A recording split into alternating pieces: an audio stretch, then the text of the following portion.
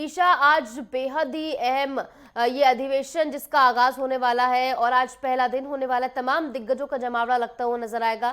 क्या कुछ इसको लेकर अपडेट है और क्या कुछ आज वो पहलू होने वाले जिन पर मंथन किया जाएगा?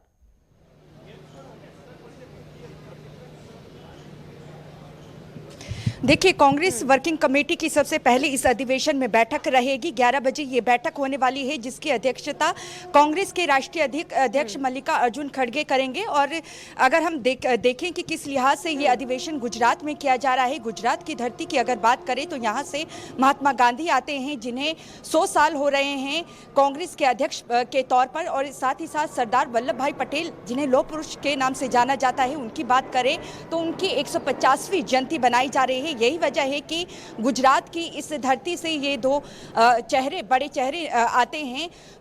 इसलिए ही कांग्रेस की तरफ से जो अधिवेशन है ये अहमदाबाद में रखा गया है। 64 साल बाद ये अधिवेशन कांग्रेस का अहमदाबाद में हो रहा है। सबसे पहले आपसे तस्वीरें साझा करना चाहूंगी। ये गेट है, यहीं से जो तमाम नेता हैं वो इस बैठक में शामिल होने के लिए पहुंच रहे हैं। फिलहाल जयराम रमेश यहाँ पर पहुंच चुके हैं और यहाँ पर आपको जूम के जरिए दिखाना चाहेंगे। जो थीम इस बैठक की रखी गई है, न्याय पथ, संकल्प, समर्पण, संघर्ष। तो कहीं ना कहीं कह सकते हैं कि लोकसभा चुनाव 2024 जो रहा था, जिसमें 542 सीटों में से महज 99 सीटें ही कांग्रेस के खाते में आई थी। लेकिन अब जो विधानसभा चुनाव होने वाले हैं, सबसे पहले बिहार में होने वाला है, उसके बाद अगर हम बात करें पश्चिम बंगाल की, गुजरात में भी विधानसभा चुनाव होने हैं, पंजाब में होने हैं, यूपी में होने हैं।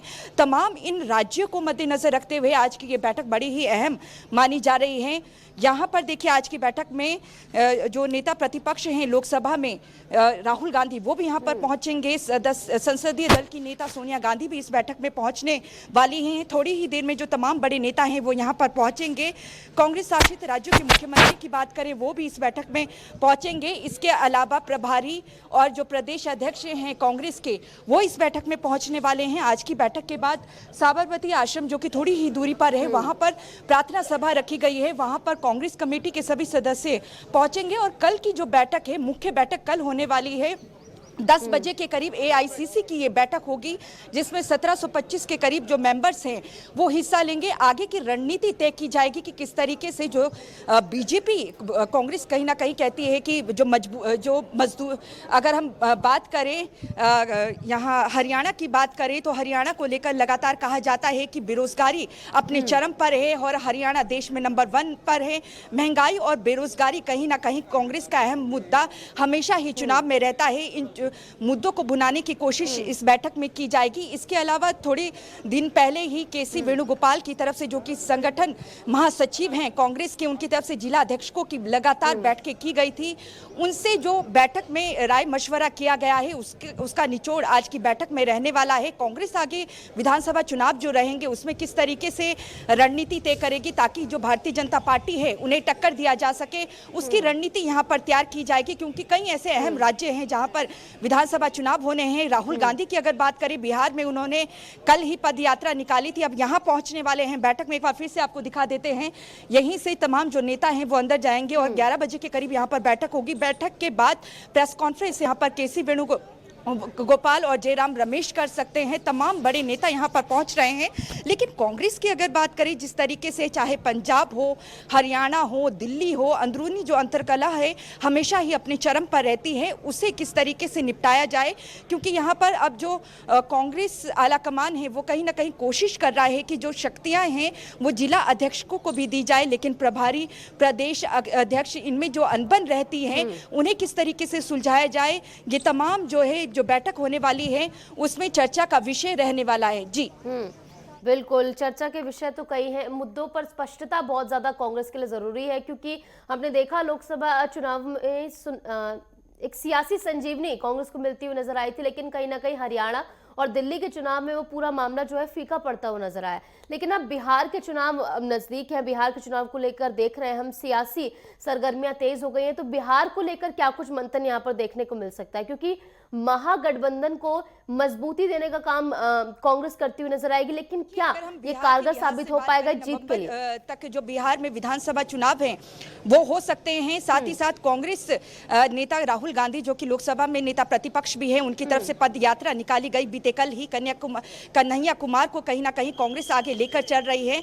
तो तमाम जो नेता हैं वो पहुंचने शुरू हो चुके हैं। थोड़ी ही देर में देखिए राहुल गांधी और सोनिया गांधी यहां पर पहुंचेंगी। तो बिहार में अभी से ही जो कांग्रेस से हैं वो भी अपनी तैयारी कहीं ना कहीं मजबूत करती हुई नजर आ रही है। दूसरी तरफ से अगर हम भारतीय जनता पार्टी की बात करें, वो भी कहीं ना कहीं जो बैठकें हैं वो लगातार करते हुए नजर आ रहे हैं। केंद्रीय गृह मंत्री अमित शाह की तरफ से मोर्चा कहीं ना कहीं बिहार में संभाला गया है। लेकिन कांग्रेस चाहती है कि लोकसभा चुनाव 2019 की अगर बात करें, अच्छा प्रदर्शन नहीं रहा था कांग्रेस का, लेकिन 2024 की बात करें 19 सीटों में महज सिमट गई थी। इंडिया गठबंधन के तहत ये चुनाव लड़ा गया था। लेकिन कांग्रेस चाहती है जो विधानसभा चुनाव है उसमें वो अच्छा प्रदर्शन करे। बिहार के बाद पश्चिम बंगाल में भी चुनाव होने हैं, गुजरात में भी देखिए 2027 में विधानसभा चुनाव होने हैं, यूपी में भी होने हैं, पंजाब में भी होने हैं।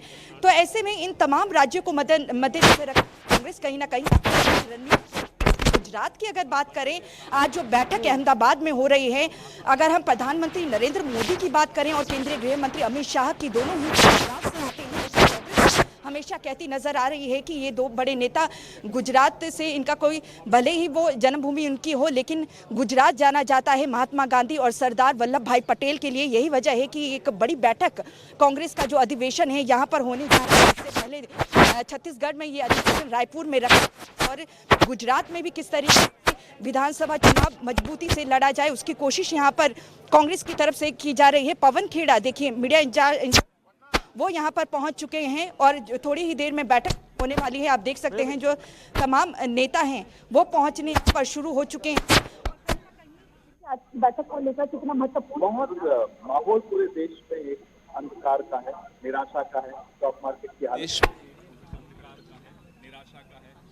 पार्टी इस दौरान जो अपना अधिवेशन कर रही है, मुझे लगता है कि सबसे बड़ी चिंता का विषय आज सर हमेशा यही आप लोग कहते आए हैं कि महंगाई अपनी चरम पर है, बेरोजगारी भी अपनी चरम पर है, जिससे कल सिलेंडर के दाम भी बढ़े हैं, पेट्रोल डीजल के भी, लेकिन सरकार कह रही है कि इसका वोट आम जनता पर नहीं पड़ेगा। देखिए, आप कहते हैं आम जनता पर नहीं पड़ेगा, तो मोदी जी कहाँ से लाएंगे?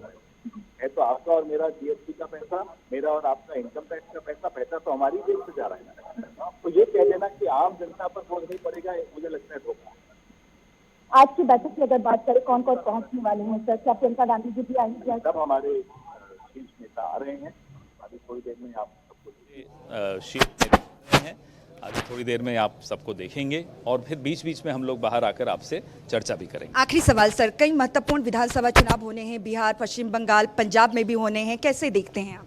बिल्कुल हम तैयार हैं। रणनीति रोज लगभग बैठकें हो ही रही हैं, रणनीति बनाई जा रही है। जी बहुत बहुत धन्यवाद सर। तो पवन खेड़ा जी को आपने सुना, तमाम जो कांग्रेस के नेता हैं वो यहाँ पर शुरू हो चुके हैं। तो कहीं ना कहीं जो बैठक है थोड़ी ही देर में शुरू होगी, जिसकी अध्यक्षता मल्लिकार्जुन खड़गे जो कि कांग्रेस के राष्ट्रीय अध्यक्ष हैं वो करने वाले हैं। सोनिया गांधी और राहुल गांधी भी थोड़ी ही देर में यहाँ पर पहुंचने वाले हैं।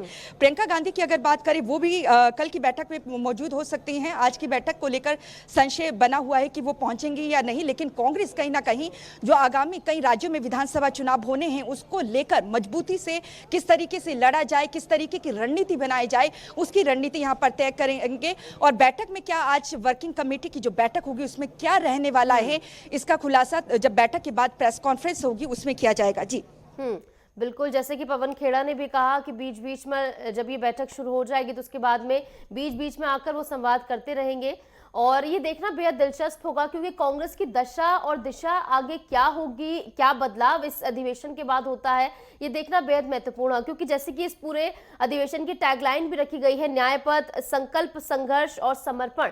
इससे साफ जाहिर होता है कि कांग्रेस पूरी तरह प्रतिबद्ध है कि आगामी चुनावों को लेकर जो है मजबूती से कांग्रेस सामने आए।